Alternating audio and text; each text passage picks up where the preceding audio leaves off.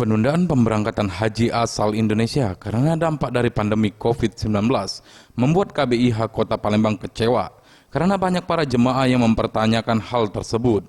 Samsul Hidayat, pemilik KBIH As-Sofa, mengatakan, kebanyakan jemaah mempertanyakan penundaan pemberangkatan, namun ada juga yang menerima karena unsur kesehatan. Sampai saat ini pihaknya masih menunggu SK dari Kemenak terkait penundaan pemberangkatan, sehingga dapat dijelaskan ke seluruh jemaahnya. Untuk KBIH-nya sendiri 132 jemaah dipastikan berangkat tahun depan. Karena penundaan ini, belum ada pengembalian ongkos naik haji karena masih menunggu mekanisme dari Kementerian Agama.